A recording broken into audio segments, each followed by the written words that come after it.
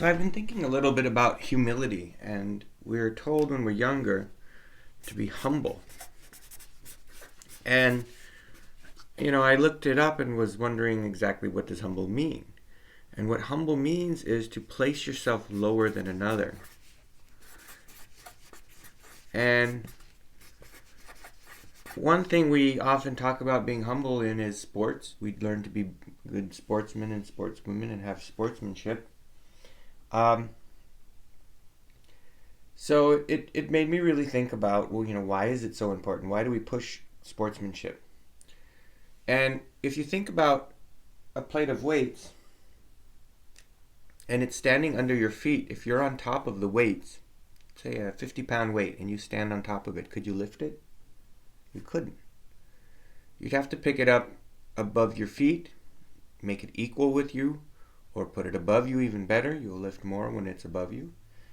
So the question is, why is being humble good and placing yourself lower than someone good? Number one, you can lift people up when you're underneath them.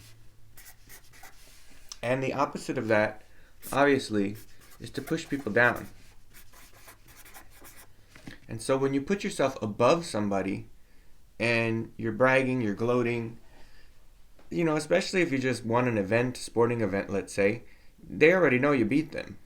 And someone who's confident in their abilities doesn't need to gloat.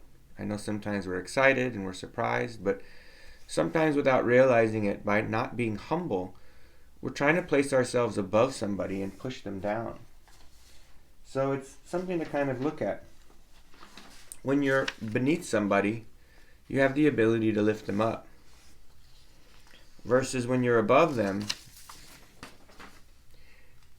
you're going to be making them feel the pressure of your weight and push them down. Now, some of us are strong enough to withstand being pushed down, and when someone teases, makes fun of us, or brags, we don't let it bother us, but we really know it hurts. We know it hurts because we're being judged, and we know being judged doesn't feel very good. It feels terrible when someone's, especially if you're having a bad day, if you're sensitive at that moment. But, one thing to consider is what does jealousy come from? Jealousy comes from inequality. So when we put ourselves above somebody, we're pointing out the inequality. And sometimes even, if we look at our whole lifetime, some people's lives are very unfair. Some people don't have basic needs. They don't have basic love. They don't have basic understanding, and they haven't been taught, certain things that could make them withstand somebody who may be trying to push them down. So that's something to consider as well. A person in a moment when you're bragging, gloating, or putting yourself above them, they're not just that person that moment. They've lived a whole life, and they could be very sensitive and have a trauma or open wound that when you touch it a little bit, it's going to make them really react. If you think about it, if everybody were equal, there couldn't be any jealousy. Now we know that's not possible, but inequality leads to jealousy, and jealousy can lead to anger and hatred. Especially when we don't have basic needs, for example, there might be certain countries who really hate Americans because they are upset they don't have basic needs, and they should. Water, food, shelter, security, love, and feeling safe.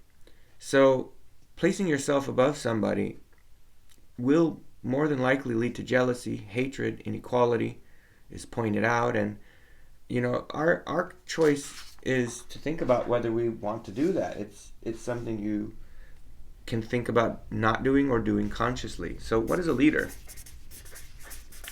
In my opinion, a leader doesn't exploit people. It doesn't take advantage of people for gain. Doesn't hurt people on purpose. And so what a leader does, one of my sisters said, I think I've come to realize what a leader does is help others be better. And other than guide them, right? Leading someone is guiding them and going first, which if you even set a world record, you're just going first. Someone's going to break it one day. But a leader uplifts or makes others better. And to do that, even a leader needs to be humble. Because again, if you want to lift people up, you got to place yourself beneath them rather than create hatred, jealousy, and point out inequalities. And if you want to be a leader and you want to lift people up, and again, we know that's a choice. You don't have to, but do you want to push people down? And do you want to hurt people and take advantage of people knowing that it's going to hurt them? And some people maybe don't understand that they're doing it. Others, they could do it on purpose because it makes them feel better. But why does it make them feel better? Because other people have pushed them down and make them feel badly. So they're trying desperately to make themselves feel better at the expense of others because the world has been mean, cruel, and has hurt them and pushed them down. And so they're repeating the cycle. So that's just something to consider. Why should we be humble? It's so that we can lift others as opposed to pushing them down. And that's exactly what a leader does. And that's exactly what you want to do for yourself, is lift yourself up. But not at the expense of others, not at the expense of jealousy, and not at the expense of making others feel badly, because our competitors make us better. If we're talking about sports, they bring out the best in us. And someone who makes you better shouldn't hate them. But I understand in life, especially basic needs, there will be inequalities, which is not right. Then there comes luxuries like a car or a house that is very fancy. Those aren't needs, but people can be jealous of those as well. But it's just an understanding of how humility can be a very positive thing, and it takes strength and it takes discipline, which makes you stronger exercising anything difficult. So it is difficult sometimes to be humble, and again, it has a lot of positive consequences, and the opposite has a lot of negative consequences. Not being humble and placing yourself above others could really hurt them.